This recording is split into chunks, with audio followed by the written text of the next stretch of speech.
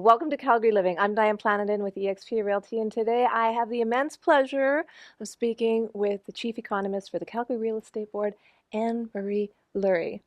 Expert in her field, unbelievable knowledge. She knows every little corner of Calgary and the surrounding areas. So today we're going to just give you an update.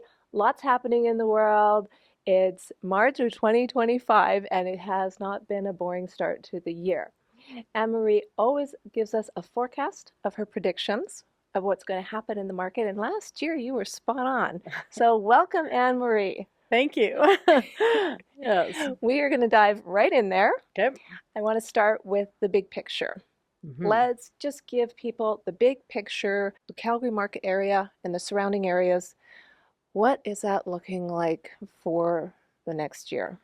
Well, it's a lot cloudier this year than it has been, and that's in part because of just such a change in the economic conditions, and there's a lot of uncertainty. So I think that, given all of that, we kind of had to come up with scenarios of what ifs, right? And I think that's important to understand. Now, the good thing is we came out of a market that really had very limited supply, very strong price growth, and was fueled by very strong demand thanks to the strong population growth. So going into this, even with all the uncertainty, we have to remember that we're still achieving levels of activity that are above longer term trends. And even with the uncertainty, even if it causes some changes, we're still in a pretty decent position to absorb some of those shifts because we're still struggling with inventory. We're starting to see shifts in the market. We're starting to see more inventory come on. This is a trend that started last year that's continuing into this year, but it's not equal across all property types. So where we're seeing some of the most inventory gains, at least relative to longer term aspects, is in the apartment condo sector. It doesn't come as a surprise when we saw so many starts activity. So we're seeing a bit of that play out in the market this year, and that will likely have some influence on prices in that sector. Now, of course, it does depend on location and price point. The affordable sectors of the market for every property type, there is still no supply there. Whereas, when we look at some of the more higher price product, that's where we're really starting to see much more balanced conditions show up. But one thing I want to note is even with everything that's been happening, we are far from a market that favors buyers. And I think that is something to be noting. We're just moving into something far more balanced than we have been for quite some time. Now, of course, the situation has changed a bit since our forecast, just because of the uncertainty that's happening with, what's going on in the overall economic climate is much higher than it was at the time. I think that there was a lot of thought of, oh, we might not see tariffs at all. Maybe we'll be unscathed. Maybe they'll leave Alberta alone. And it's been all over the place. And that's what's making it really difficult to understand. But we have to look at the fundamentals. And the fundamentals is our employment market, at least to date, still looks relatively strong. We continue to see some job growth. Population is expected to change, but we still have to catch up with all those people that came in over the past couple of years. It's not that we're seeing outright declines in that by any means, but we do know that level of migration is expected to come down from what we've been. So again, heading into something far more normal than compared to what we had dealt with before. Right, and it's interesting you mentioned the condo market because the condo market, there was a surplus and then it kind of caught up because that was the affordable market and now it's catching up to leveling out again and it's like, all over. It just seems like a roller coaster. Yes, Yeah. and a lot of that is to do with the level of starts. We've had record levels of starts, new builds, and a lot of those new builds, now some of them are obviously rental. There's been a lot more rental construction than we've seen in the past, as opposed to just condos. But at the same time, when they're adding units, they're not just adding a few at a time. They're adding like hundreds of units at a time. And I think that's really what we're seeing. Some of that impact is as they're completed and they hit the market, well, that's adding to that supply and you're adding it in larger chunks. So that's really that sector that tends to see more of that impact from the building side of things. And but we have to remember a lot of that's rental. And in fact, that's where we've probably seen the biggest changes in the market is the rental market is starting to cool off compared to what we've seen. So vacancies are starting to rise a bit. It's taking pressure off rental rates, which were increasing at double-digit paces, right? So again, that pace of growth is coming off. We might see some slight declines in asking rents, but really those leased rents are still much higher than they were last year. I think last CMHC survey still showed an 8% year over year gain. Now, it's not as high as the double digit gains that we had in the previous year, but that is a sign that that market is starting to shift. And that is because there's been so much rental supply. And even looking at the activity over the first couple months of the year, starts continuing to rise. They are expected to slow down as we move through the year, but a lot of those gains have been driven by apartment rentals, not necessarily even condos. So that's just something to kind of consider. Oh yeah, that's interesting. And thank goodness actually the rental rates are starting to come down a bit because there's a few people that had to move back home just because it was crazy, $3,000 a month. Well, you might as well have a mortgage, right? Yeah. But I wanted you to speak more about the microclimate. I don't even know how you explain it in Calgary, how each quadrant has its own little economic environment, and where people choose to buy or rent has an impact on that. Absolutely. So when I look at our districts and we break it out into like a city center, north, northwest, what we're generally seeing is that, every area is a little different. So of course, like the West End is a good example. The West End, it doesn't anything under 1 million is really a market that favors the sellers. If you went into a market like let's say, the Northeast, well, if you're looking at in those higher price ranges, you might face conditions that favor a buyer. So that's why it's really important to understand the different dynamics of location and price range. What I'm generally seeing in the market is that, within these districts, of course, you have to know because every district has different ranges of prices. But what I'm seeing is for each of those districts, their own higher price points. That's where we're starting to see more balanced conditions play out. And again, that higher price point depends on the area, right? So for condos, it's tending to be in that over 400,000.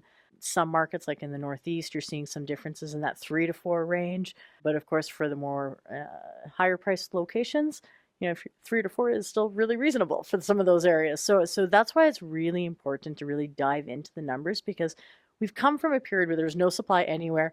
Everything was tight, no matter what you looked at. Now we're starting to see those supply growth. But again, that supply growth is tending to happen more so for higher priced properties. That's in part because the new stuff that's being built is in a higher price range as well. So that's what you're competing with on the resale side of the market. So that's partly why we're seeing some of those changes in the upper end of the market. But again, that upper end does vary depending on location and property type. And that I'm consistently seeing in the most highest price ranges in these areas. That's where we're starting to see more balanced conditions play out. And even to some extent, like the Northeast has seen, so much new development. It impacts the resale market, even in the north area that we're seeing a lot of development. Well, you're competing with that on the resale market. Those spreads have narrowed significantly from new to resale. So that's creating some of those higher months of supply. That's the number I really am looking at when I'm talking about, what is that balance between demand and supply. Some of the things we're seeing, even on the detached side, is, there isn't much supply in the lower price ranges. Like I used to be, I looked at stuff under 400. Now I'm not even considering anything under 5 because there's just nothing there. So when I look at the 5 to 6, well, it's pretty tight pretty much in most locations of the city. Now, when we get into some of the higher price points, that's where it starts to shift. But it is important to understand what the new developments are happening as well because they're substitutes, right? So people have a choice. They can choose resale, they can choose new. So I'm constantly looking at those spreads in prices. As they have narrowed, that impacts resale as well. So I know that's a lot in one little one little statement, but No, but people need to know this, right? yeah. Because there was a point within the last couple of years where every quadrant of Calgary was booming. Yeah, And some areas did build out more, and that is the domino effect now that we're absolutely. seeing. Price reductions we're seeing, but also people's expectation of price point has shifted, Yeah, and you have to kind of keep up with that as well. And especially when you're comparing it to other markets, like we saw a lot of within Canada, people moving to Calgary for affordability from Vancouver or the interior or Toronto, etc.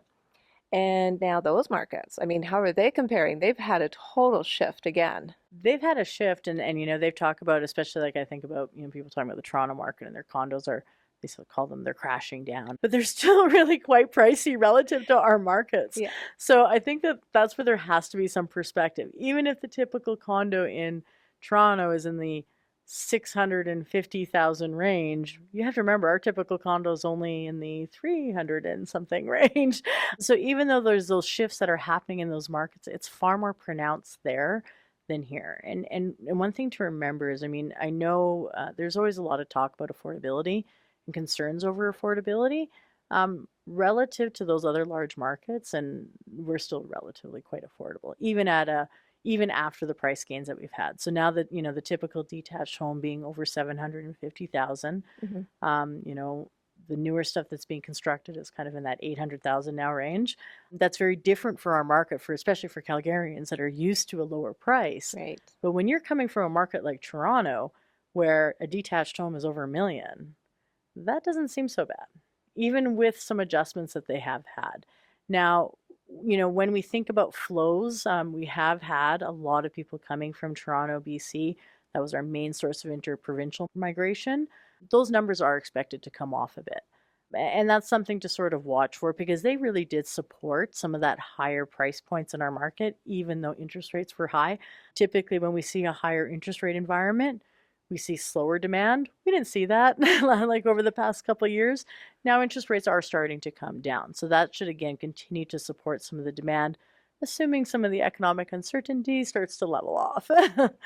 Economic uncertainty, of Mm-hmm. course. Well, of course, the affordability factor. I think that I bought my first house, and wow, now it's what? $500,000 if you just want to get into a townhouse or something. But I think a lot of people are looking for a sign of relief on the horizon, and the interest rates. This is kind of a twofold question, because interest rates have come down. We had another reduction beginning of March, Mm-hmm. which is great. But in comparison to the people who had those interest rates during COVID, there's a 2.5% spread, and those mortgages are coming up for renewal. Mm-hmm. Is that going to impact, or do we have enough people that, hey, if you can't afford your mortgage, we have somebody in line that's going to, jump in and buy that house? And then where do those people go? Like, is it going to be huge for people? Well, we have to remember that they were stress tested. Right. So, Okay. and they were stress tested at a higher level. So it might be very uncomfortable, and maybe you don't have enough to spend in other levels, but I'm not sure it's going to result in this mass amount of defaults, Okay. because they already did have to be approved at a higher level. So on that aspect, but they will definitely feel it. Okay, so as their mortgage renewals come up and they're at a higher price point, whether they're comfortable with it or not, they're going to have less disposable income to spend on other things in your economy. So there is an impact on that. Now, should they choose to sell it, of course, we're also going through this transition. I haven't seen a dramatic shift in listings. So that's something to note. One thing I would be looking for is if we're seeing spikes in new listings. We actually haven't seen that quite yet. In fact, with the uncertainty, we saw a bit of a pullback in sales over the past few months, but we also saw some pullbacks in listings. So it's not that people have been eager to sell either into this market, and I think that's an important thing. So if I start to see listings are rising quite a bit relative to those sales, then that might be some signs of weakness, but I'm not seeing that yet in this market. And I think that is a reflection of the fact that, people were stress tested at a higher level. Employment still, it looks good, so we're not necessarily seeing job loss. That's really when we start to see more troubles, is if, you're in this environment where people are renewing and then they're also facing potential job loss. That's where you tend to have concerns, because remember, people, last thing they want to do is lose their homes. Right. Right. So that's the last thing that will go. So they'll try and keep a hold of that. They will get rid of a lot of other things before they do that. And again, there's been price appreciation since they purchased that home. So there is potentially equity there. So I think that's an important consideration. We have to remember, from when they signed in from those low levels, prices have risen significantly. Like just in the last 2 years, detached home prices have gone up by over 23%. That's a factor that's cushioning that as well. So even if they are being forced to sell, maybe they won't get what they got at the peak of the market, but at the same time, they're not likely facing a loss. A loss for those renewals. No, that's good news, because that is what people talk to me about. There's, they're worried. and they don't want to go into a box in the sky. They don't want a condo. They don't want the condo fees potentially. They want a front door. Yeah. And if you have a zero lot line or if you have a 10,000 square foot lot, everybody has a different thing that they're looking for. And it's one of those things where what I'm seeing people are doing, it provided the affordability or they qualify, is they're actually moving out of the city. They're going further out because of all the multi-family rezoning situation in Calgary. And the architectural control for a lot of people, they don't feel it's there. Like if you live on a heritage street with the beautiful big trees and you're driving down the road and then you see this, you know, 4, 5, 6 unit construction beside you. And I mean, I get it, right? But that's still not affordable for people because it's inner city, Yeah. right? Yeah. So I'm like, this Absolutely. is kind of like a double-edged sword on something. And we have seen a lot of move out to the other, if I think about our surrounding areas, they've had stronger price growth since COVID than Calgary has, Oh, okay, which cool. I thought was kind of interesting. Now, and that spread has narrowed significantly. So it'll be interesting to see what happens as we move forward. Like one example is, I mean, typically Airdrie was always roughly around 20% less than Calgary prices. And we're talking typical. I know there's nuances within the market. So I'm just looking at overall trends. That spread is narrowed to about 14%, Right. which is a significant narrowing from where we've traditionally seen, kind of like Calgary and Edmonton. That spread has really widened over the past little while compared to traditional levels. So, what will be interesting to see if some of that starts to cool off a bit. And again, that's going to depend on what we're seeing in terms of activity in Calgary as well. And things are changing in the city, right? So, Yeah, well, can the city's infrastructure handle it? that's a question for the city. I Yeah. don't know. I hear a lot of concern over infrastructure. I hear concern over transportation. Hmm. I think that, when we talk about densification and you look at other larger cities, densification naturally happens as your city grows. I mean, that's just a natural sort of progression. Right. The city definitely has sped that up to a certain level, you know, but again, those are at higher price points. And the difference in our market, and I've often said this relative to some of the other cities that are often studied when they talk about densification, is we still have land Hmm. and we still have choice in our broader regional area. So, while the city might not be expanding their land within the city boundaries, we got to remember for people who still want their detached home, or they still have options in all of our surrounding areas that aren't really that far from the city. You can densify as long as there's a market for it. But again, if you're having softening in prices, especially in the inner city, once as you're hitting in that higher price point, and you don't necessarily have the infrastructure in place to go with it, and if people still need a car, that kind of changes things, right? So that's the one thing that I think that oftentimes that densification should come with transportation options, right? Like, build up those things like the LRT and things like that that actually can provide that and take some of that pressure off your infrastructure. And again, if our systems can handle it, I really don't know. I'm not an engineer. Yeah. I've heard a lot of things about it and I've heard a lot of concerns. Yeah, well, I think specifically what I'm thinking of, and I want to remember the right terminology for this, the Housing Accelerator Fund was a federal funding, and it looks like the majority thus far, from what I've read online, is that it went towards inner city infrastructure, and specifically, the water lines, etc. Altadore Marda Loop area, which is so popular. Oh my goodness. And because it's walkability, but if you live in Calgary, you still need a car. I'm just going to say that out loud. You mentioned with Airdrie, Balzac, everything growing on the outskirts and people, commuting. I don't see a lot of, opportunities for people to not have a vehicle, right? So if they're building that infrastructure, what would be, and I'm going to ask you from an economic standpoint, the city's reason for just building on the inner city infrastructure versus maximizing their affordable housing? They have a whole quadrant that builds affordable housing. It's called Attain Your Home.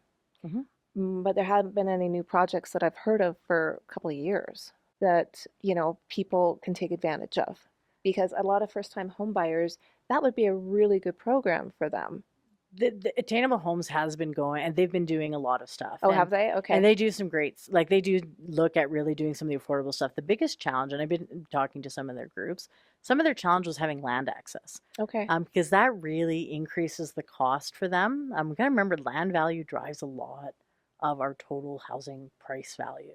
So with the city's initiatives, one thing that I do really like that they did is they started providing that land to these groups. That really reduces the cost. They're looking at different building forms, and Attainable Homes is taking advantage of some of those things, and they can construct them a lot quicker. They're looking at more modular type properties and things like that that can be built offsite, then brought in. It reduces their time, reduces their cost. That's what needs to be done if you want affordable product that's, attainable for people to get into the market. My personal opinion is that's really where there needs to be a lot of focus. You want to address really the lowest income individuals that really don't have very many options. Fortunately in Calgary, I mean, we're in a market where you can earn $80,000 a year and still attain ownership in the normal market housing. You can't do that in all markets in the country. We still have options at those levels, but it's really for that segment of the market that just doesn't earn that. Like we're talking about those that are under $30,000 a year. What housing options do we have available for them? And I think that's where there's been a lot of shortfall.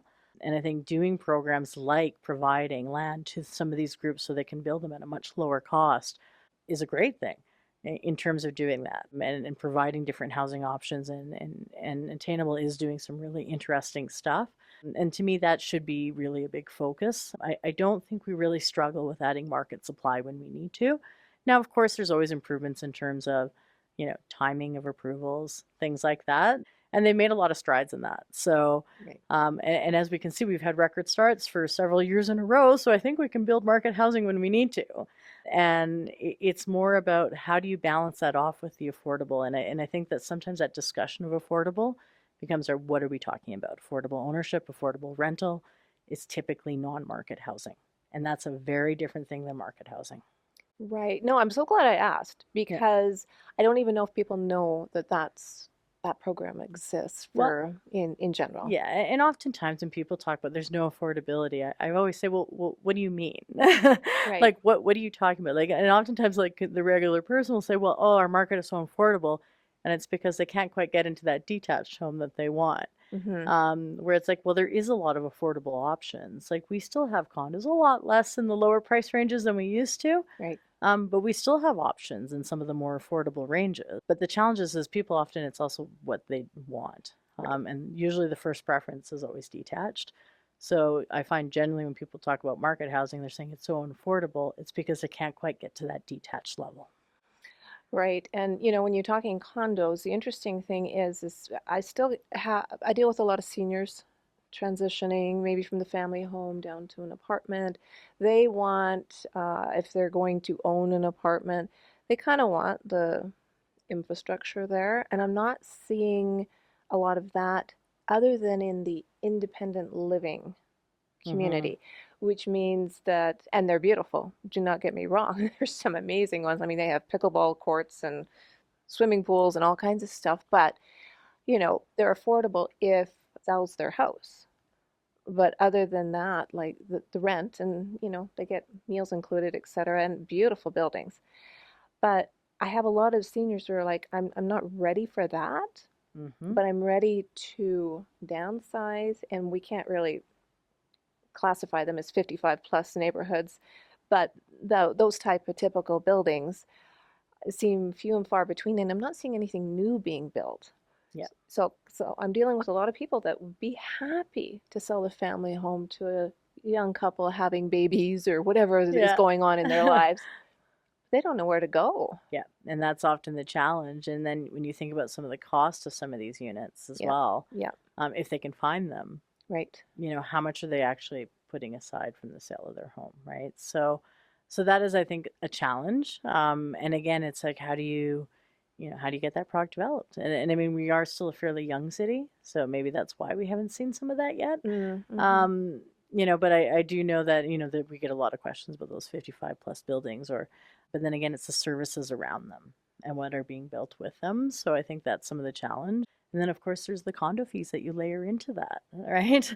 So they go into these properties, but then you also have some pretty steep condo fees at times. And that can be another detriment for some people, especially who are on a fixed income. Right. Well, and you're right. Calgary is a very young city. What's Hmm. average age? Is it 35, 40 max? I think so, yeah. Yeah, I haven't it's checked the last super, time, but it's super pretty young. young. Yeah. So you have all these different demographics within the city of Calgary. And the new communities are doing a much better job at having everything, Yeah. having all of those services. That is one thing I have to admit. Like when we look at a lot of these new communities, you got different housing types, lots of different options, and reasonably close to various amenities. So they're more broad based than I think some of the older communities in the city. Now, of course, that comes at a cost of lot sizes are typically like small, if anything. So, Right. so things have shifted a bit in that way. But, I think that does have to be a factor of, if you want a wholesome community, you need to have access to grocery stores and within reasonable distances. So, No, definitely. And that's why I think the Marda Loop area is so popular because you can literally walk to the grocery store. There's not a lot of communities like that, but you could ride your bike or drive for sure, But the outlying communities are just, they do have the infrastructure in there, so that's really nice. hmm And so while we're on the topic of government per se, do you think the blanket rezoning is helping people reach their goals of being a homeowner, or is it still kind of like out there for debate, kind of long term? We'll see. I don't know. I think there's still a lot of to be seen. Mm, I know I've had some conversations saying, oh, well, we've seen a boost in activity. I'm like, but was that stuff already in progress? right. So I really I tend to be more data driven analysis, right? So, and I've always said, is it more than what was already being done? Because we already had seen levels of redevelopment happening in the city. So what I would like to see is kind of after we go through this first section of people that already were planning on redeveloping, maybe they sped up their process now, but it's more about what do those numbers look like as we move forward, because we have to remember that a lot of these products are not really coming in at a lower price point. So where was the biggest demand? And again, when I'm looking at our market, I'm saying, well, where I'm seeing more balanced conditions is in some of the upper price ranges, and we're talking million plus. For even for row properties, it's not the 400,000, it's the 500, 600,000 that we're starting to see some of that. And the reality is, if there's not enough demand in those upper price ranges, well, they're going to stop building them, right? So, Right. so there's going to be so I'm really curious to see how that looks when we look at data. I think it's too early to say if that's had that impact. And again, it comes down to what people want. Once as we started hitting those upper price ranges, again, we have a lot of choice. When consumers start hitting the price point of 800,000, they have a lot of choice in different parts of the city. And they have choice between different property types. So, and they're all substitutes, right?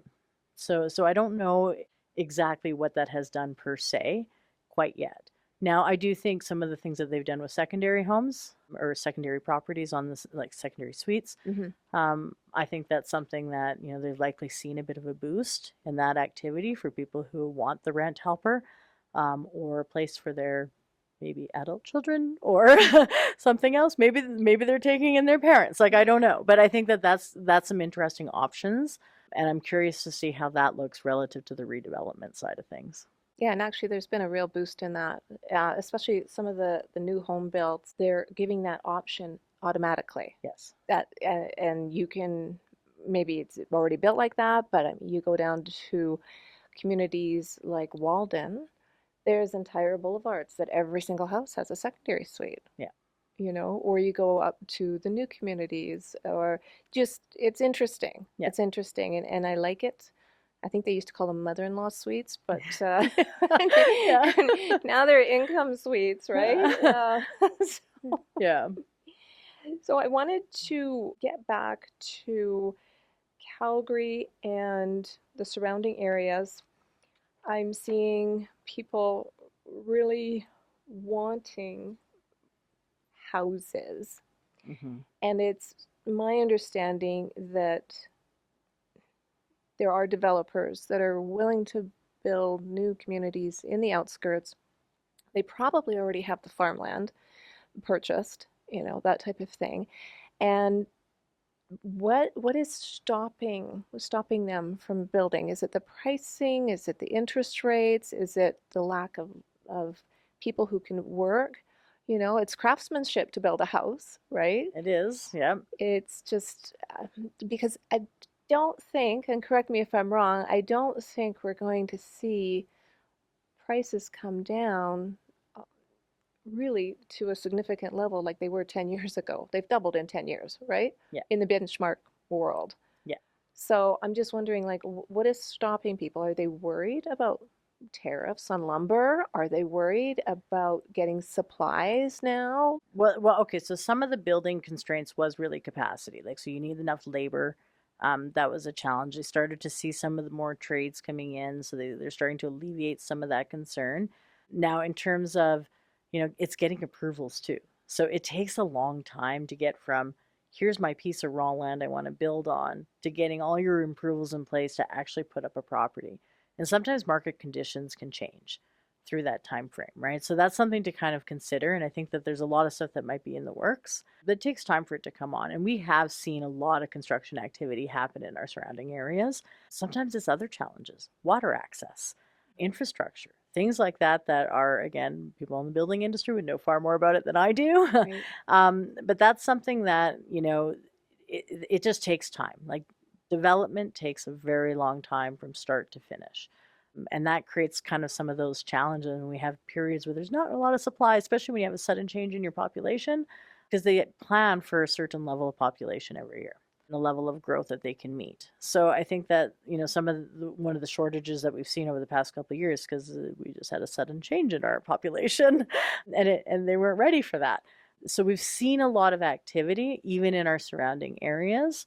Now, in terms of is it enough, and if they want more, well, they'll scale up if the market is there. But again, it just takes time to get through those approvals.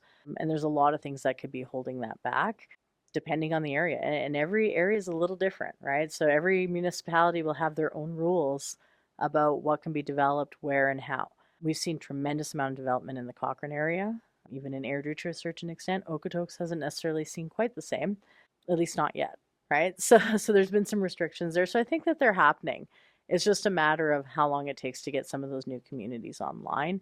There is a lot of land, but it's also servicing that land, and those costs can be quite high. So I think that there's all of those pieces in place that impact that pace of development that can happen. They can't just add supply that quickly. Right. Yeah. Well, and the cost of land, they're not making any more of it, right? They're not making any more dirt. Yeah, So, and servicing costs have increased. And if yeah. we think about potential impact on tariffs, well, again, can you substitute into goods that are relatively more affordable? Like, I don't know, right? So that's what we don't like. So if can they use our lumber? Will that lumber cost go down? Will higher steel and aluminum tariffs impact other input costs that impact their price?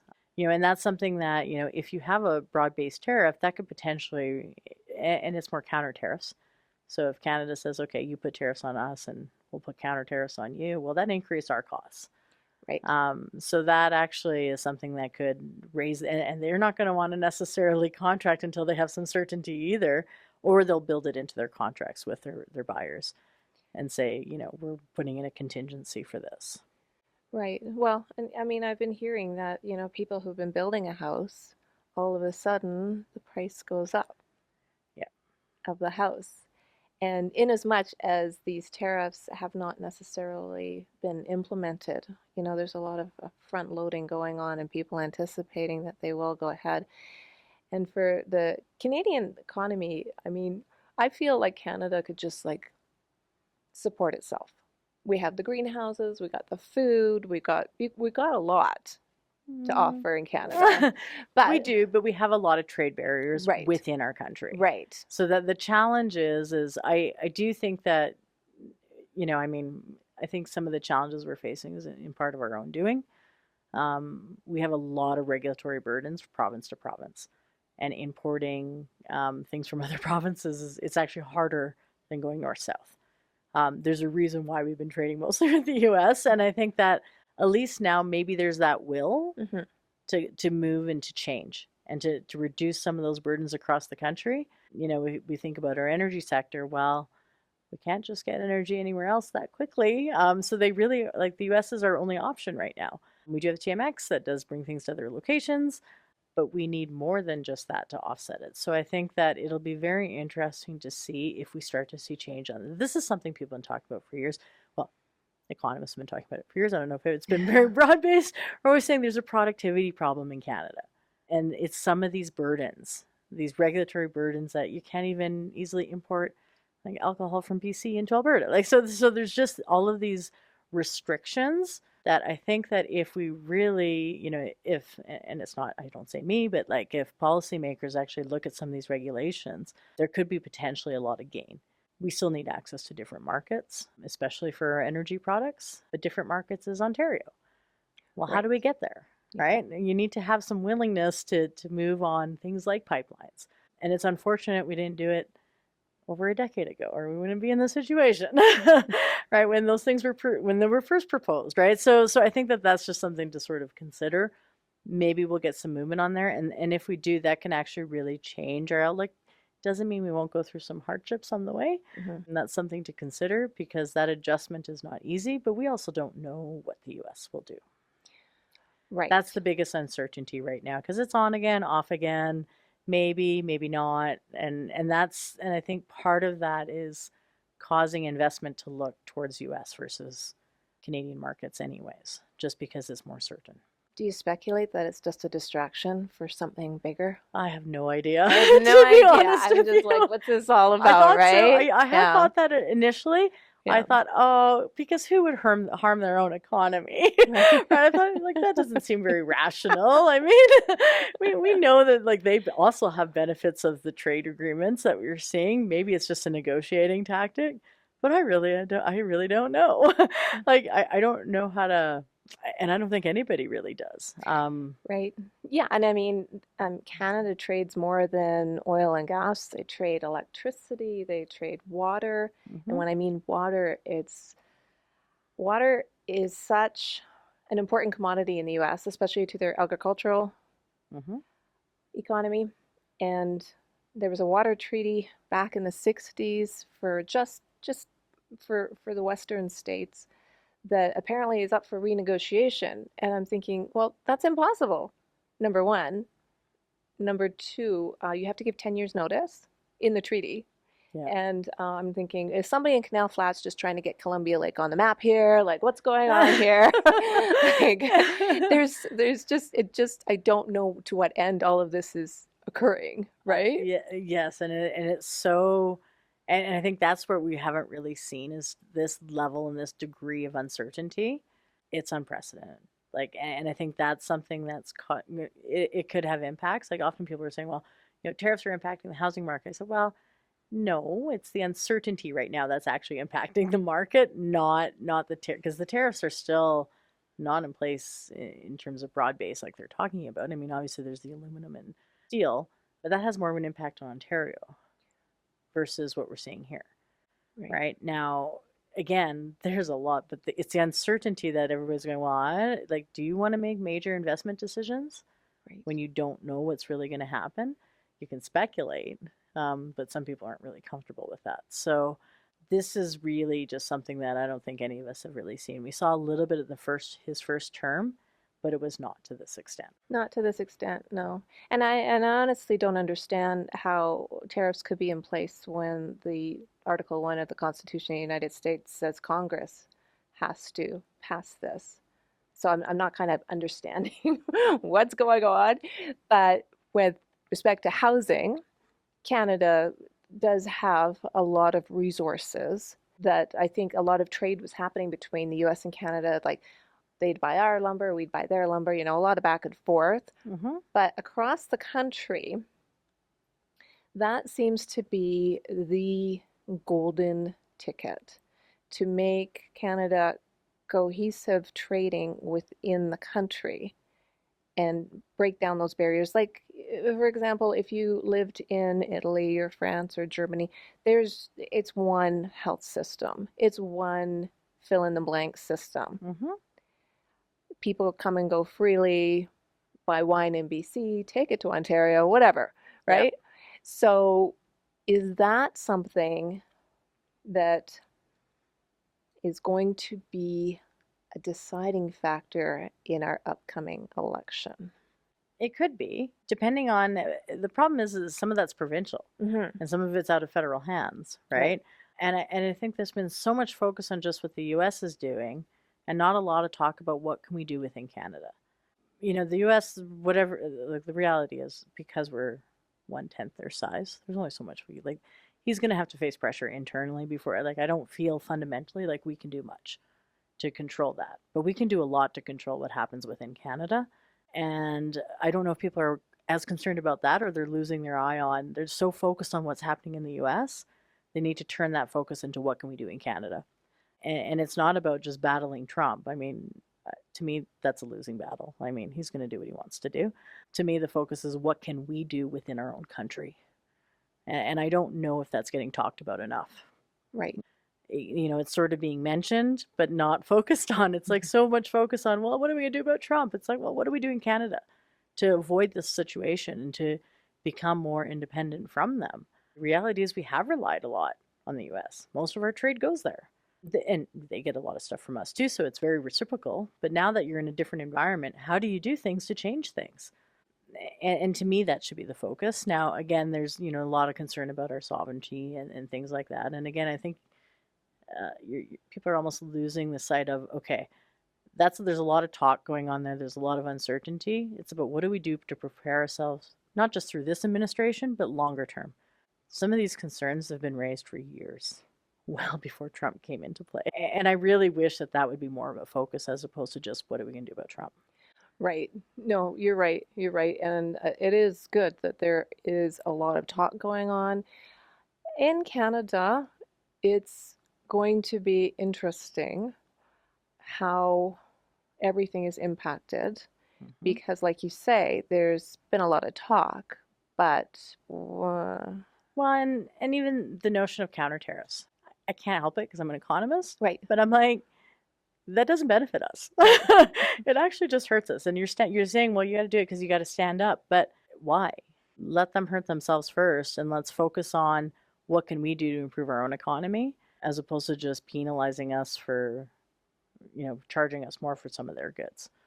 So I'm not a big fan of the counter tariffs, especially when it's on goods that we need, because mm, that can cause inflationary pressures, which is what we don't want. So I'm a little concerned about that sort of commentary, and I know a lot of people feel very passionate about it, but I'm like, most economic studies will tell you that there's no benefit in doing that. It just raises our costs. So I'm not a fan of that. I feel like there's a lot of better things that we can do.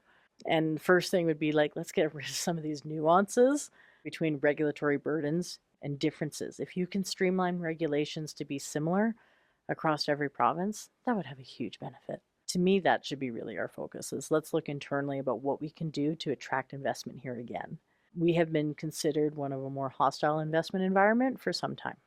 really Yes, because of our regulatory burden and how long it takes to get things done. interesting. And because it's so difficult to do things across Canada. It's easy north-south. Mm. Why is it so much easier to trade with our US partners than across our provinces? It makes no sense to me. Right. So I think that's been something that's been hampering, like they've been talking about weak business investment for years and Interesting. years. Mm. The energy sector has been one of the most productive sectors in the country, and it's been stifled. That's a reality. Now, I don't know. Like, you still need energy. That hasn't gone away. No, that hasn't gone away. And, I agree with what you said about tariffs, counter tariffs, Hmm. which to some degree have been sending a good message from a, political standpoint towards the tariffs. However, the minute, I don't know if I should mention this, but the minute Doug Ford said, well, we'll just shut off your electricity, it was like, well, that's not nice. And I'm like, well, what do you mean? It's a big picture, and that's why I'm wondering what is really going on here, because in what 10, 15 years, the city of Calgary is predicted to be quite larger, a lot more population, and we don't need a COVID 2.0 impacting housing because it's already stretched. Mm-hmm. So, what would the best response be from attracting investment, attracting, you know, people to understand like the energy sector is so important. Mm-hmm. Let's start with just one thing. Let's start with one thing. We have a train that goes across the country. I'm pretty sure we can have a pipeline that goes across the country. 100%. Yeah. So to make Canada strong again. Yeah. And I mean, I think it's actually a very strong country. It's quite amazing the resources we have here. But like you said, with those provincial barriers, That's right. we Well, and even opening up trade to other markets. I mean, we think back when, some of the crisis between Russia happened, and Germany was here begging for our gas. right? We said, no, no, thank you. Yeah. I Does think that make sense? no. I think Japan Right? was asking as well. Yeah. So So that's that. There's a lot of opportunity. We have an abundance of resources. mhm. How do we maximize that? And frankly, we produce it probably in the more cleanest way than a lot of other countries. So how do you streamline that regulation that it doesn't take 10 years to get something done? That's a challenge. Like when you're hearing it takes 10 years to get approvals, well, how can you make an investment decision over that time frame? So how do we make it a more stable regulatory environment that doesn't change midway through process, right? So I think that would be a big help. So just making it very clear, here's a process, like there's layer upon layer of regulations. So I think to me that's the first thing to consider. How do we streamline regulations? How do we make it so that they're very clear and people know what they can do? I mean, I don't think the business community has opposition with, okay, you have to do this. They just don't want it to change. Like, let me know what it is. Let me get some certainty that if I do all these things, then I should be getting approved Right. for projects. Right. The problem is all the uncertainty around it. I mean, I think we've done a lot of good things. I just think that's some of the challenges. So if you can reduce those barriers or at least streamline it, make it very clear, make it consistent across the country, that would go a huge way in attracting investment here because we do have a lot of resources that not just the US wants, but the world would want. The market is global. There's no barriers anymore in that regard Except for for we can't get to those markets. right? We can't, like our energy products, they can't, like we, so when we talk about, well, oh, okay, not like, and I mean, I think to a certain extent, Alberta got criticized a bit on this about, well, we're not going to turn off our energy to the US. We have to remember that that's where 97% of our energy goes. And supports the rest of Canada. Yes. And there's greater implications to that. And it's not like we can just say, oh, we're going to just send it somewhere else. That's not an option. So the infrastructure is not in place to do that. And frankly, we did this to ourselves. Mm-hmm. We did this to ourselves by not diversifying our markets a long time ago. Right. And I think that was part of when they wanted to do TransCanada wanted to go out east, and that got shut down. We might not have been in the same situation, right? Right. So that's something I think is just a challenge, and I think that really should be the focus. Instead of focusing so much on what happens down south, what can we do within our own country? And to me, that should be the focus, 100%. No, absolutely, absolutely. And I mean, the heavy crude, right at this point, is my understanding, we don't have the infrastructure to process that. Mm-hmm. So why don't we create something that will create more jobs, will create more companies coming in to build that, Right. if nothing else in Alberta? Right. Well, and then it's well, there's the economics of it too. So does it make sense? Where's the refinery capacity? And even if you can do it, it's going to take years to Right. get that done, right? So you have to create an environment that it makes sense to do that. And again, you still have some uncertainty with policies of, well, are you going to do that if you have an emission cap? Are you going to do that if you have these other policies that are saying, well, we have to be net zero? So what does that mean? Right. So again, it's like you're saying one thing, but what are you doing to promote that? So I think that's where some of the challenges come in. And again, I'm not an expert in that field by any means. I just look at it as I think that there can be a lot of opportunity for refining capacity. We have refineries in the east. Mm-hmm. And I don't know the logistics between where they're refining. Do they need to be near markets? Like, I'm not sure, what the economics are behind that. There's people who are experts in that. But again, it's like, what can we do to support that sort of activity? Is it just transporting it to other parts of the country? Is it building it here? I don't know. And then shipping it from there. I don't know what the best economics is. They should be looking for what's the most efficient way to do so. Right. I don't know what that is. I can't say. But it should be, let's look at it as a whole and do what makes sense on an efficiency basis. And if industry sees opportunity, they'll jump at that sort of thing. But again, they need some clear regulatory process, and what does this look like to get this done? Exactly. And I mean, maybe what they should have done it maybe 10 years ago, because this is not a finite game. This is an infinite game. No, This is and looking at a longer ongoing, term right? prospects, like, this is nothing, like, it Yeah. doesn't mean that, okay, you've moved that way. Now how do we move forward? And what's the best way to move forward? We heard a lot of opportunities ahead of this in natural gas. But again, if you're trying to get rid of natural gas, which is far cleaner than some options out there, what does that look like? Right? And then can you capitalize on those opportunities? So I think that, again, some of it is there's been some policy in place that's prevented some of that activity from happening. So that really needs to be looked at. And again, I'm not hearing any clarity from the current administration, federal administration, on that. Like, I'm hearing, yeah, we want to do infrastructure, but we're still keeping this. So again, I don't know. And if I'm uncertain about it, like, maybe other people know more than me. I don't know. No, you're right. No, the business community in Calgary is, I mean, it's settled down quite a bit, but the first, 50, 60 days with our trading partner has been an interesting one, but it's almost like people are settling into it. But of course, now we add into the fold this federal election that's been Yep. called for the end of April all of a sudden, and that gets people scrambling again. And really, the squeaky wheel is going to get the most attraction here. Mm-hmm. And looking forward, that's what I want to hear. I just want to say, what's the plan 5, 10, 20 years from now? That's the plan I want to hear about. Because even if you just take the Calgary and Edmonton housing markets, with Edmonton, they kind of looked ahead a little more and they built more, even though we didn't have the net migration into Alberta yet. Everyone in Ontario is like, the mountains are calling or Alberta is calling. There's all kinds of advertising going on to say, come to Alberta, because we needed people. But then when they came in droves, and I was like, So, but the plan ahead, what the next year might bring, I can understand. It's like, oh my gosh, I don't know. Yeah. But 5, 10 years from now, if the prediction is what, Calgary's going to double in the next 15 years or something. I can't remember the exact number. That depends on that depends on how you support your industries. Right. I know there's a lot of push for diversification, but we can't forget the energy sector is about 30% of our economy. Right.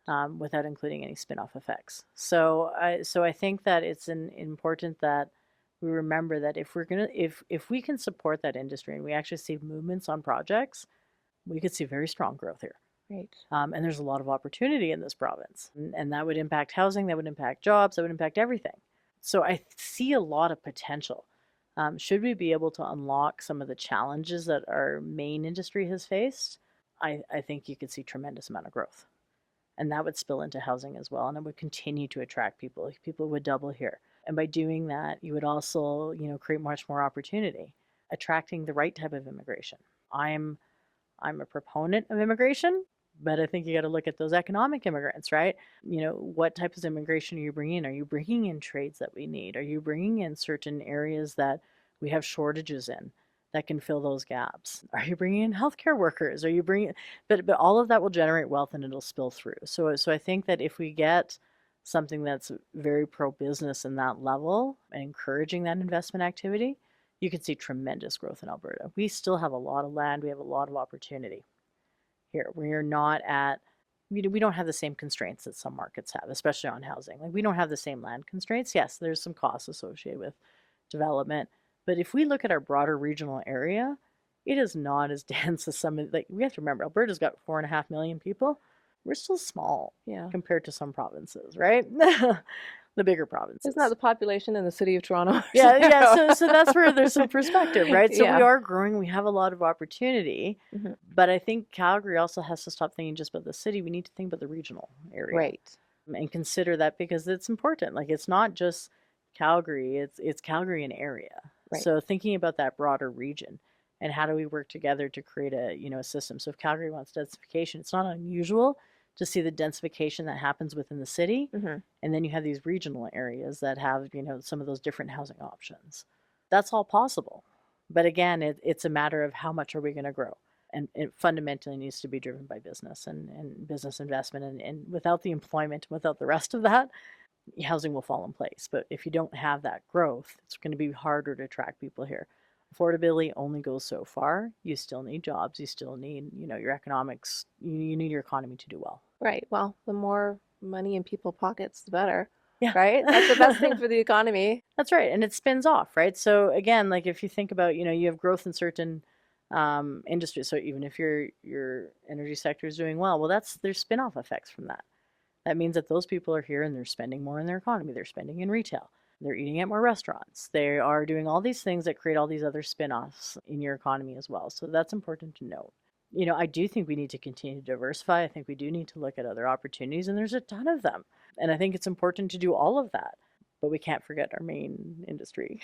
No, we'll never forget our main industry. And honestly, like there is other industries that would benefit, like you said, if it's manufacturing of, oil production, processing.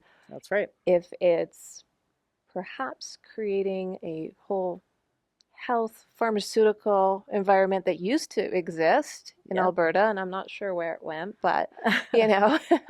like bring back the brilliant minds and the scientists and the Canadians are brilliant people, very well educated. Yes. And I can see the lifestyle here being very appealing for people. Absolutely. And everyone goes, oh, well, Banff. And I'm like, yes, Banff, but Banff and beyond. We all love Banff, don't get me wrong, but Banff and beyond. And even somewhere like Canmore, it seems like it's getting closer and closer, but they're set to like double in size. Yeah. And I'm thinking, holy moly. Their prices are very high. They are. They are. They're very high, but they don't have the same rule like in Banff. If you own in Banff, you have to work and live in Banff, etc. It's very different. But I like how they've protected that for sure. And what about something, we're talking about expanding, commuting. How do you plan for that so people know where they should buy? Because you hear about, I'm just going to give you, for instance, we're talking about transportation, the Green Line. Mm-hmm. And that conversation started how long ago? I know. I know. And honestly, I think transportation is key. Like it's really important to have that transportation ability and not just buses. We're a pretty cold climate in the winter. So I think that there is a big desire for that rapid transit, but it's really pricey. So it's how do you get there to get these things? And I think that it adds value. If we think about where current lines run and look at the growth in even home prices in like areas like the Northwest, in part because you do have an LRT there. It makes it more desirable for people who don't necessarily want to commute by car, especially to work. So I think that's an important aspect. And again, if you're going to grow on a regional basis, is there other regional transportation options? Now, again, I don't know if we have the population base yet. It becomes a lot easier when you have more people, right? Right. Yeah, but then you're playing catch up. You are. So, but you can start with, here's my utility right-of-ways and get things set up right away. Going, this is where it's going to be, like that planning for, here's the future of what we see for transportation. I mean, anyone who's traveled to larger cities are like, oh, look at that. I can go anywhere. That's not so easy in Calgary. And again, we don't have that size yet. Right. But if you plan ahead and go, this is what makes sense for transportation corridors, this is what we could see things happening, I think that would really help. And then it's a matter of how do you get, when you get the funding available to do those things. And I think there's been some move, but yeah, as you said, look how long it's taken. And, you see the route changes and it's going here, now it's going this, now it's shortened. Like, I mean, you don't have anything all the way up north. Right. Right. So they always talk about the South. What about the North? That's a valid point. I know I've heard about some fast train between Calgary and Edmonton, but maybe we could just focus on like North Calgary. You're building a lot of these communities out there. Like there's a lot of new development happening in the north. where's the line that where's that plan to actually service them Right. with transportation other than just bus? Well, and it's important, because a lot of times when I'm working with clients, they specifically will say, I either want to be, I want to be on the LRT or nearby or be able to park because not only am I going to go to work downtown or fill in the blank, I want to go to the Stampede. I want to go to the hockey game. I want to have dinner downtown. And it's far more accessible and puts money back into the economy when people have that convenience, Mm-hmm. and if we're trying to be a little greener in the city, it will reduce emissions, Mm-hmm. you know, and oil and gas is not going anywhere. So don't get me wrong. I know that you need those oil just to make a road and all kinds of other things besides Yeah. driving a car. Yeah. But that is literally when people move to Calgary, that's what they're looking for. Because if they're coming from Toronto or Montreal, especially Yeah. with the metro, they know what that lifestyle's all about. That's right. And we just don't have that set up here. As you said earlier, it's very difficult to be in Calgary without a car. Mm-hmm. I know people do it. I could never do it, but because we don't have necessarily that access to the same level of transportation on public transit, right? Right. And timing, and how long does it take in between to wait if you're having to wait for a bus? And yeah, I don't know, right? And I think that's just something that as your city grows, it becomes easier to do that Mm-hmm. because you have that population density. Mm-hmm. But you need to plan for it. And then plan for it, plan ahead. Yeah. Yeah, and I mean, really, that's what the city planners are for Mm-hmm. in the big picture. Because provincially, it appears that the road system is fairly well planned out, what the province is responsible for and maintaining. Mm-hmm.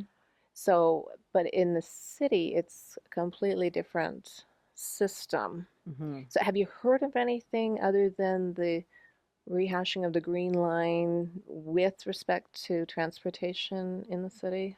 Not really. Like, No. I haven't heard too much about it. I think you might start hearing more soon enough. It hasn't really been my focus right now. Yeah. There's been a lot of other things There's going been a on. lot of things going on. I know. But I think that's going to be important, and infrastructure in general is going to be continue to be important. Hmm. Especially as your city changes and densifies. Well, how do we accommodate all these people in these areas? They have mentioned that there's enough capacity on water and sewer, all of that, but that's important, right? So do we have that, and can our existing infrastructure handle all these people? Right. And again, I don't know, right? So I think that that's something that is going to be important, and it's going to be an issue, especially as our city continues to grow and as we go through this transition of becoming a smaller city to one that's much larger. But that also will help influence people's decisions on where to live. Right. Well, and people also choose where to live where they feel safe. That's right. And there, I don't think I've seen a lot being proactive in that regard because the bigger a city gets, the more different situations you get. It's changed, and I mean, if anybody's been here, and I mean, I'm a Calgarian, so I know I've seen it change. I'm like, you walk downtown, it looks very different than it did Mm-hmm. compared to 5, 6 years ago. Right? Absolutely. Yeah. Yeah. So I think the local political vibe, I think that's a whole other topic. Yeah. But right now, I think a lot of people are wondering globally, economically, what's the most important variable, which at the end of the day will impact people's pocketbooks, housing options. Yeah. From an economic standpoint, what do you foresee, if humanly possible, get out your crystal ball, that people should expect in the coming years? I'm not talking about just this year. I'm Right. talking, like let's try and plan ahead a little bit.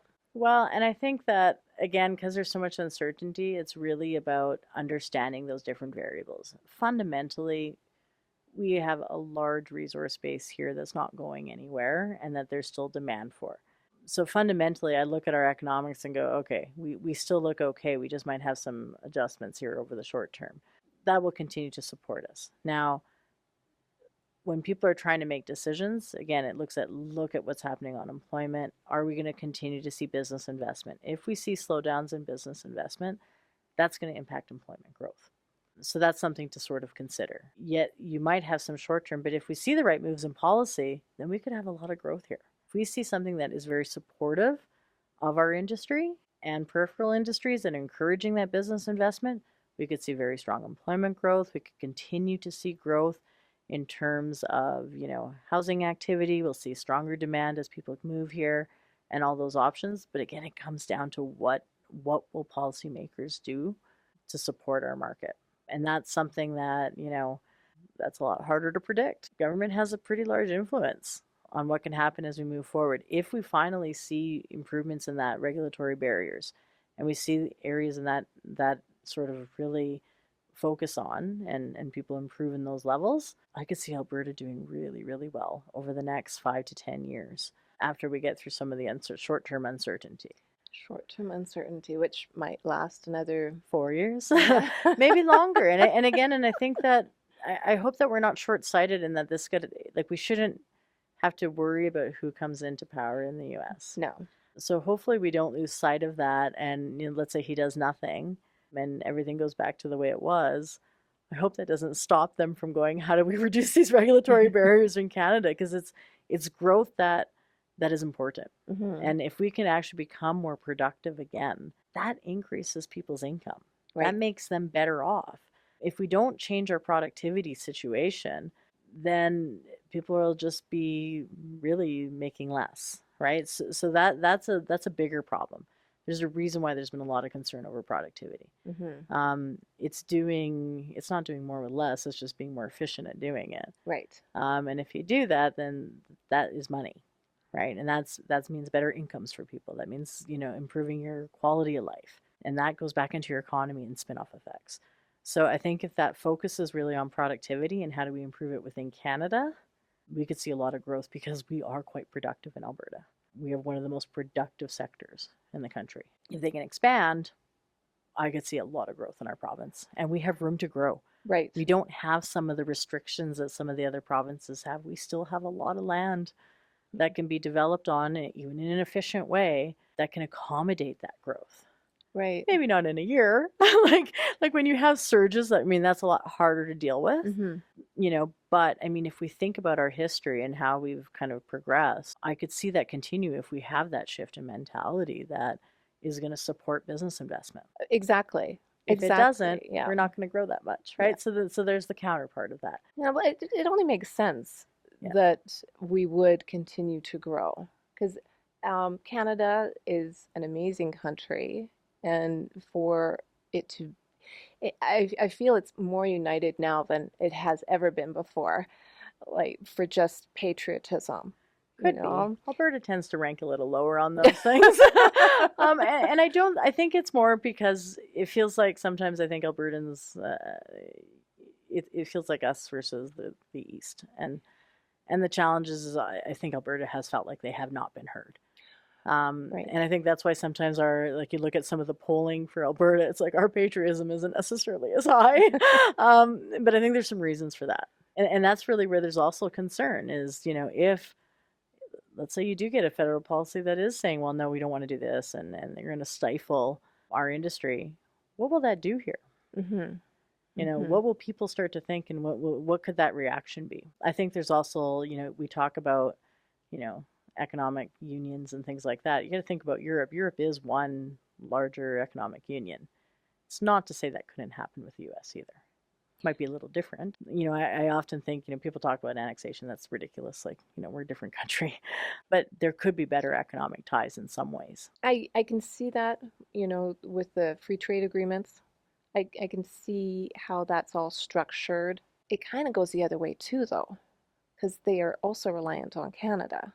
And just something simple like the electricity, right? Yeah, for resources, for sure. They're much more reliant on resources. Not to say that they couldn't adjust. Okay. Again, it takes time, right? Even on their aspect, right? And certain states are probably more reliant than others, so it just depends on where and location. Right. And we have developed a fairly integrated system.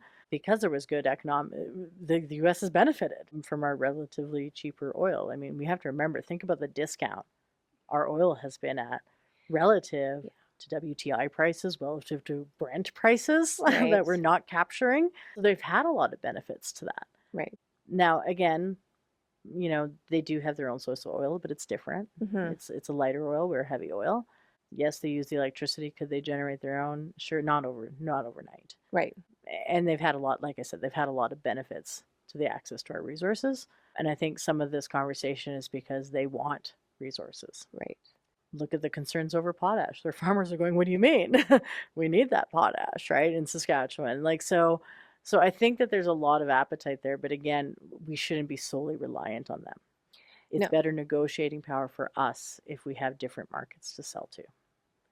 Yeah, and absolutely, because the world is global and their opportunities are there, and it will be really interesting to get to the end of April to see who is our new leader for Canada. And are you worried at all about the leadership with respect to the relationship to the US, or is the leadership more important to the relationship within Canada? I think within Canada is more important at this stage. I don't, and maybe I'm naive in this, but I don't feel like we can really change what the US does. No, absolutely. Like, I think he's going to do what he wants to do, and if he really wants to make changes, it's going to come from internal pressure from companies that are fully integrated with Canada. They're going to play the pressure, and he'll listen to them far more than he'll listen to anything that comes out of our country. And that's my opinion. Maybe I'm wrong, and maybe people feel otherwise on that aspect. So I really want to see what happens within Canada. To me, that should be 100% the focus of what we can control. I don't think you can control what happens in the US. He might renegotiate the trade agreements. Maybe there's some sticking points there. That will be important to have those discussions. But again, we can't lose sight of what we need to do to avoid being in this situation again. Right. And I like your idea of, diversify, but you can bring in so many additional industries over and above the oil and gas. Because actually, Calgary has quite the tech industry already, and it's not just cowboys and gas or oil or whatever. Cowboys and oil, I don't know. Yeah, that's true. And we have a lot of opportunities here, and I think that that's something to remember. And, again, in uncertainty, it's about how do you avoid being in this situation? And that's where, again, I think that there's so much focus on what do we do to deal with Trump. I don't know if you can do much. I don't know. Just forget about that distraction and focus. Has he listened to us yet? And then the challenge is you say, okay, I'm going to put on these counter tariffs. Well, I'll slap on additional counter tariffs. And then where are we at? Yeah. Right. So that's some of the challenge, I think. And I think it's more about let's reshape that focus and see what we can do, because even if you can reduce trade barriers across Canada, how much opportunity is that for investment within your own country? Right. That would say, I'd love to go to Eastern Canada and I'd love my BC wine to go out there, and that would be great, as opposed to sending it down south or whatever it might be. Yeah, I mean, I'd just be happy with more lobster. yeah, like that ability to, that's right. So just like thinking about reducing some of those flows, or even like, increasing that ability for, people to work in different provinces without having to get licensed here, then get licensed there, and do those types of things and reduce some of those barriers. Right. And that could be a huge benefit to our province. So what would you tell people?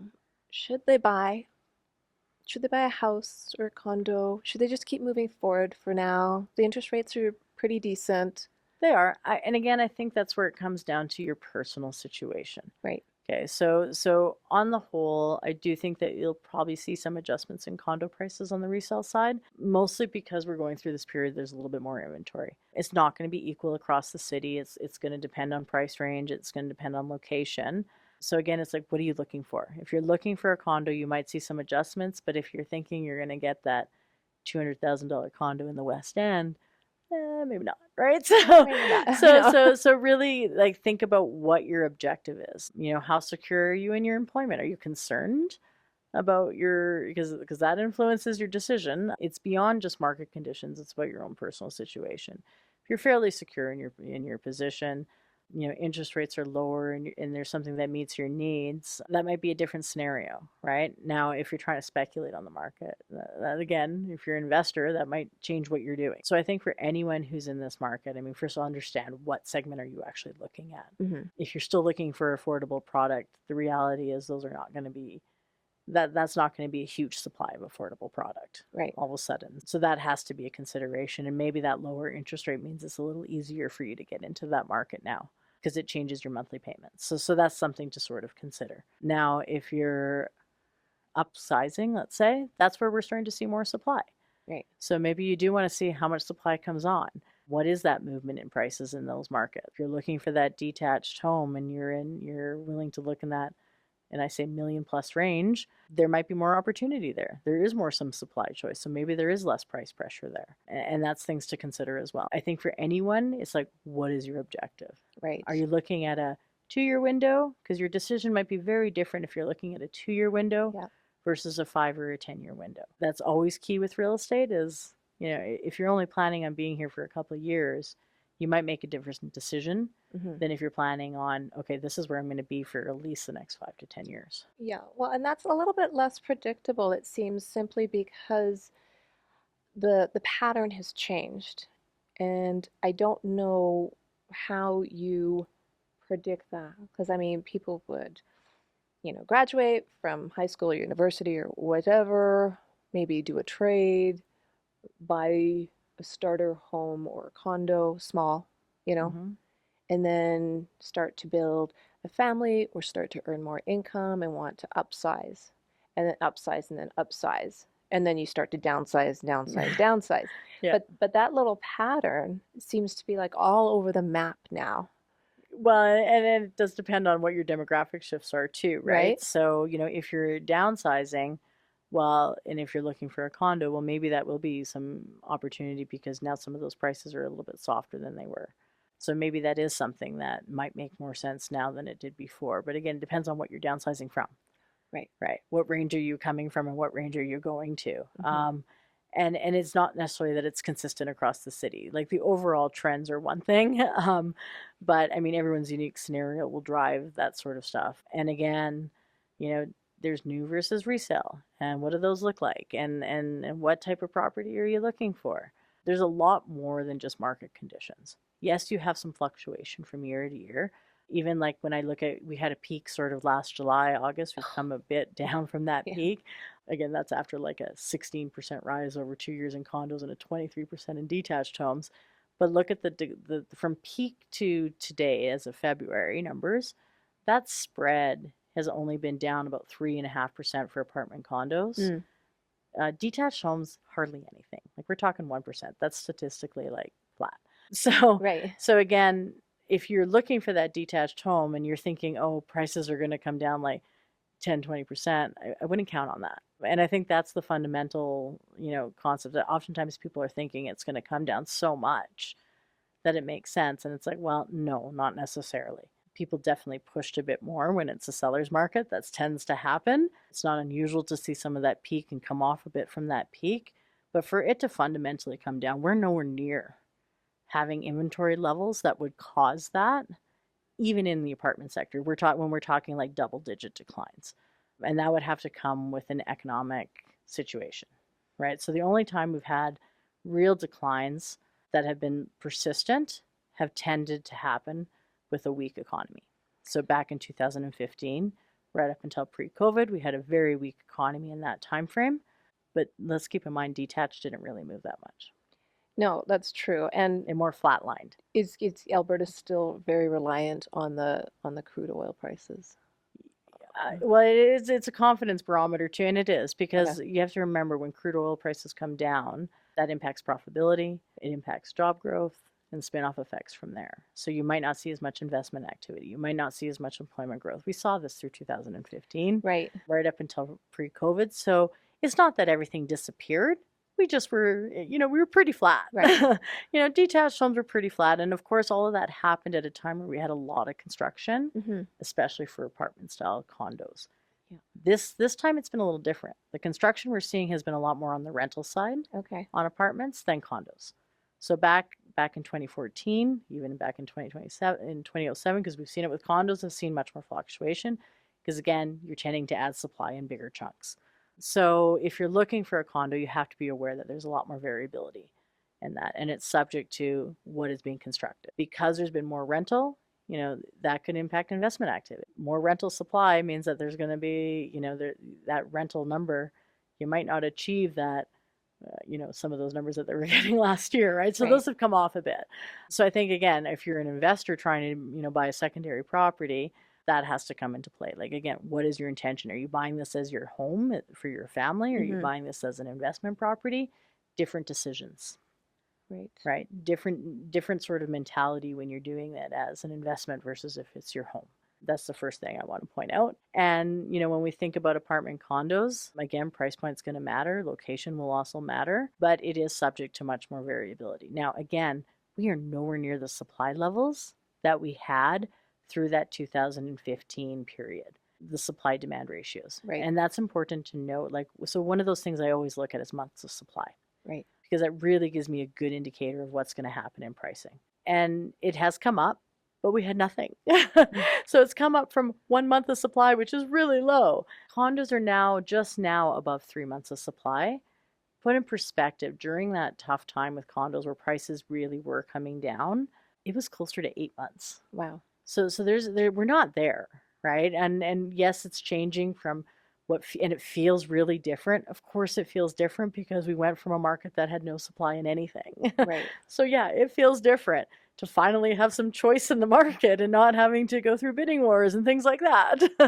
and I wouldn't be surprised if some of that still happens in the lower price ranges where there isn't a lot of supply. So I think that that's some perspective. Like, in even detached homes, we're not even at 3 months of supply. So if people think that those prices are going to come crashing down, I'd say, well, what would cause that? Well, you need to have a sudden spike in supply relative to demand. So either they're building too much, and they're not necessarily building too much detached homes. They don't build too much of that on spec, or demand has to drastically fall. So are people leaving your city? That would be one indication that would cause demand to fall. Or there's massive job loss. Two things that I'm not seeing yet. Right. Those are the two things that I typically watch for. Do I see a shift in the employment market? And I haven't yet. So employment has actually still continued to grow in our city. Slightly different employment numbers, like different types of employment. That's nice to hear. Yeah. So we're seeing growth in like a few different areas than we traditionally have seen, but we haven't seen job loss in our main professional and technical services area. They've been pretty stable. So that's what I'm looking for, is what types of jobs are we creating? Are we seeing massive job loss? Well, we're not seeing that yet. If I start to see that, I'd be the first person to raise some red flags. Right. Now, again, the impact tends to be a lot less on the detached homes. Always has been. Even through that worst sort of time, I think we saw a decline over a couple of years, and then it came right back up. So detached homes have been much more steady relative to where you see more adjustments as in apartment condos. Right. So fairly stable at the moment. At the moment, yes. And I mean, and it's a bit early for data. Like, yeah. I think that the challenge that we're going to see this year is you have a lot of uncertainty moving into a spring market. So that's likely to impact sales. We'll likely see less sales activity. But like I said, one thing I'm closely watching is you might see less sales, but do you also see less people listing because of the uncertainty? Mm-hmm. And that has a different impact. So if you still see a lot of listings rising and then sales falling, well, then you can have much more of that supply-demand disconnect. Right. Currently, though, even in February numbers, listings still kind of came off a bit. Doesn't feel like anyone's moving. Well, they're holding. So if you hold on sales and you're holding on on selling, well, there's not going to be much change. The concern is if you see a lot of listings come on and demand is falling at the same time. But again, that has to persist. Right. And it has to be persistent for quite some time before that actually starts to impact prices. So I am seeing some shifts at the upper end of the market where I'm seeing a little bit more supply choice relative to the demand there. But broad-based, we're not seeing that yet. So, and it is very subject to location.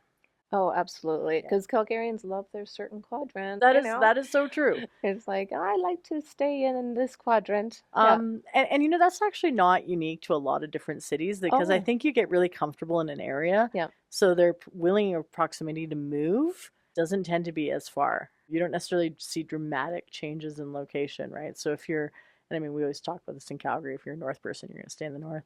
If you're a south person, you're like, I don't want to move to the north. But I think that it was interesting because I read a study about that recently, is how people don't necessarily move that far in other cities as well. So it's not just Calgary. Little creature comforts, Yeah, right? that's true. You get used to a certain area, you know where everything is, and Yeah. you're willing to go maybe a little far, but not drastic. Right. No, exactly, exactly. And I mean, depends on your family situation too, right? That's right. So, Yeah. yeah, no, I love that. Well, thank you so much. This has been absolutely amazing. Is there anything I've missed out on asking you that you think you wanted to add into the fold? Or we're just Um, going to wait for the crystal ball to get declouded? well, I think that, yeah, for sure this year it's going to be a different year. And, even when I think about, like, because people often say, reforecast, I'm like, problem is the spread is so wide. Right. There's a big, like, we're going from, like, I mean, I take a lot of forecasts, and I'm looking at this stuff. I'm going, well, you've got people who are either predicting a recession or a strong growth. Well, those are two different things with two different implications to it. So really, I think it's a year to focus on how are we moving? Let's look at the indicators that drive this. Because right now, coming up, like, I'll still have a range that's from, oh, prices could fall to prices could grow. And it's because it's just such a wide expectation, because these factors affect our economy. I mean, the reality is we are an export market. We do export a lot of our stuff. Most of it goes to the US. So that is something that could influence our overall economy. And that's why we have seen forecasts that have, okay, well, if we're not impacted, we'll be okay. And we'll see some pretty strong growth, because we were in a really good situation before all of this happened. Yep. We were poised to grow. We were looking good. We're like, okay, interest rates are going to come down. We felt pretty confident that, this is how we're moving. We're seeing a lot of improvement in investment activity and in areas that we want to see growth in. If we go back to that, that's that could spell a lot of growth and activity for housing. If we slow and we see the worst of the tariffs, and this is a prolonged, because it's not just, it's tariffs that come on and don't necessarily come off for a long time, well, that has a very different implication. So the best thing I can say is, let's wait and see what happens, and if we get some certainty around stuff. But that's why I think people need to think broader about, really, let's cut through that noise. Think about what is your intentions beyond this. And that's really the only thing you can do in this sort of market. Right. And like you said, if in fact, what is it, April 2nd, the tariffs go into effect on more products, Right. are the American people going to pay at the pump? Are they going to stand for that? Yep. I don't think so. I don't think they will. I think once it hits the wallets, Yep. the scenario will change. Well, and how many industries that are, they're cross border. Right. So will there be enough pressure from companies and stock markets and all the rest? Will that pressure, and I honestly think that's how things will change. That'll help If it comes unfold. from Americans themselves, Yeah. the people or the industries themselves that are pushing against what's happening. And I mean, I think even last time there was aluminum tariffs, I think there were some interesting studies that were showing that, the jobs that were created, or aluminum and steel, the jobs that were created nowhere nearly offset the jobs that were lost Right. in the US market. So I think that some of that has to be seen, and how much tolerance do they have for some short-term pain on the US side, because their economy will also feel the impacts of this. Oh, absolutely. And, Yeah. and their minimum wage is not nearly what it should be. So I don't know if everyone's going to be lining up to get paid $7 an hour, Right. you know, eh, even if jobs are created. But we'll just have to wait and see what happens. And Yeah, and just be, and again, it's that, and I think that, one of we will face some uncertainty here for a little while. But again, when it comes to that decision that you're making on a local level, how comfortable are you? Like, are mhm, you concerned about your employment status? Like, these have a lot of factors that can influence what you do moving forward. And again, if you're upsizing or downsizing, maybe it is the right opportunity for you, depending on what you're moving to and from. right. So Yeah, it's not cut and dry, is it? it never is. Never is. But it sounds like it's a good time to make a move if you can. Well, and I've always, I'm always amazed when things like move into these seller market conditions. That wouldn't be a market I want to buy into. But I mean, again, sometimes you have no choice. There's Right. family situations that force you to move, and there's many reasons why people make decisions to move and purchase something or rent or whatever it might be. Right. So again, it's making the best decisions based off the current market conditions. And for those who don't have to, they're likely not going to in light of uncertainty. But again, depends on your situation. So Right. And I mean, even when the seller's market came to fruition, it was still better to buy back then than it is now. yeah, You know, when it first all kind of happened, and it's still a seller's market in a lot of quadrants. yep, So, and various price ranges. mhm. So again, depends on what you're trying to do. You know, and it is tough. Like, and I say that out of, I've always sold in higher markets and bottom. Like I've always Of course, you're I an try to economist. try to do things countercyclical, but I haven't moved in a long time. So Uh, and no question it's changed, but again, having more supply choice isn't necessarily a bad thing, mhm. especially from where we came from. I don't think it's healthy when you have limited supply. I don't think that's a healthy market, or is it sustainable? Right. So it's nice to see us move away from those extreme seller market conditions. And I say extreme because we literally had 1 month of supply for 2 consecutive years. It was, yeah, Yeah. it's not good. It's too stressful for people. Yeah. And it's like, so now all of a sudden, with people having more choice, they can make decisions that better suit their lifestyles, and they actually have some options, Right. which again, I think is a healthier place to be overall in the market. I'd like to see more balanced conditions play out, because when you have price growth that's too strong, typically that'll naturally correct itself as well, right? Because incomes aren't growing as much. No. And so I like to see that we're actually seeing some inventory improvement. Of course, what will be interesting is if inventory is improving in the areas that there's the demand for. Right. There still is going to be some challenges in that more affordable segment. Absolutely. Well, this has been so fun. We're actually in the Krebs campus studio here, Mm-hmm. and this has been excellent. We're going to have to do this again. For sure. Might have to come back on, April 2nd and April 28th, and everything's going to keep changing and moving. But just, it's Yeah. so nice for you to share your words of wisdom, your crystal ball, and, you've been the chief economist for the Calgary Real Estate Board. Do you want to say how long has it been? 14 years. 14 years. So Ann-Marie Yeah. Lurie, you know what you're talking about. And thank you so much. I appreciate it. Thank you. All right. Mm-hmm. I'm Diane Planadin with eXp Realty, ready to help you make a move.